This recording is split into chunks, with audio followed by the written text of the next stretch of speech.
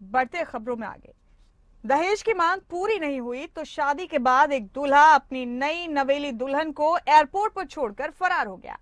इस रिपोर्ट में देखिए कि दूल्हे के फरार होने की ये कहानी कहां से शुरू होती है।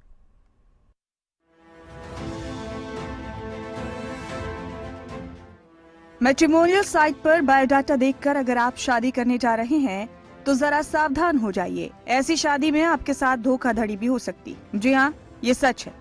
फरीदाबाद में ऐसा ही एक मामला सामने आया है जिसमें एक दूल्हे की BMW कार की डिमांड पूरी नहीं हुई तो शादी के बाद दूल्हा और उसके परिवार के सदस्य दुल्हन को एयरपोर्ट पर ही छोड़कर फरार हो गए। आपको बता दें कि फरीदाबाद के सेक्टर 9 की रहने वाली पेशे से डॉक्टर लड़की की शादी मैट्रिमोनियल साइट पर बायोडाटा देखकर हिसार के लड़के से तय हुई थी।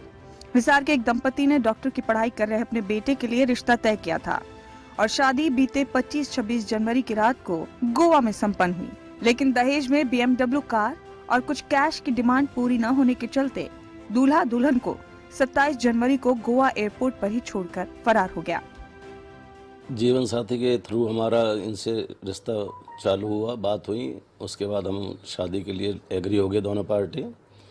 फिर उन्होंने कहा अकेला चाइल्ड है, हमें बाहर डेस्टिनेशन वेडिंग करनी है। उनके मुताबिक फिर गोवा का महंगा रिसोर्ट इन्होंने पसंद किया। वहाँ पे बीच में जब एंगेजमेंट हो चुकी थी उसके बाद इनकी थोड़ी डिमांडें चालू हुई। फिर हमने सोचा चलो कोई बात नहीं, छोटी मोटी डिमांडें पूरी करते रहे उनकी। उसके बाद फिर शादी से पहले इन्होंने कहा कि मेरी पेमेंट नहीं आई है, 25 लाख रुपए आप ले आना, मैं आपको बाद में लौटा दूंगा।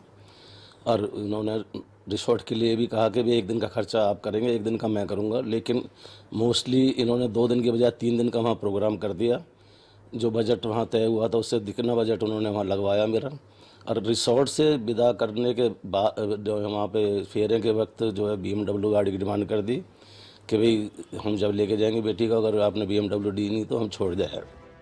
फिलहाल पीड़िता दुल्हन की शिकायत फरीदाबाद के सेक्टर 8 थाने में दर्ज कराई गई है, जहां पर पुलिस ने आरोपी के खिलाफ दहेज, मारपीट, अप्राकृतिक यौन शोषण और अन्य कई धाराओं के तहत मुकदमा दर्ज कर जांच शुरू कर दी है। देखिए, हमें 3/2/2023 को एक कंप्लेंट आस्था गुप्ता ने दी थी, जो कि सेक्टर 9 की रहने वाली लड़की है। उसने गोवा में जाकर शादी करी थी। शादी के बाद जो है जब वो अपने घर जाने लगे दोनों पार्टियां, तो उसका हस्बैंड जो है उसको एयरपोर्ट पर छोड़कर, अकेली को छोड़कर जो है भाग गया था।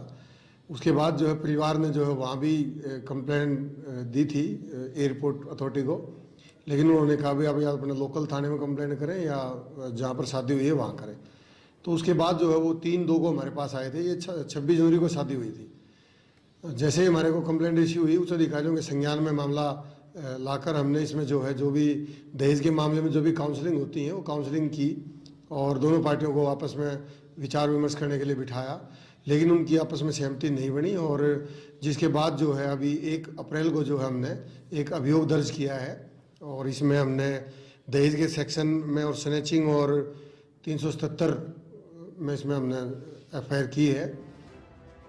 सेक्टर 8 थाना प्रभारी नवीन कौशिक का कहना है कि पीड़िता की शिकायत पर आरोपी दूल्हे, उसके माता पिता आभा गुप्ता और अरविंद गुप्ता के खिलाफ IPC की दफा 323, 120B, 377 और अन्य धाराओं के तहत मुकदमा दर्ज कर जांच शुरू कर दी गई है।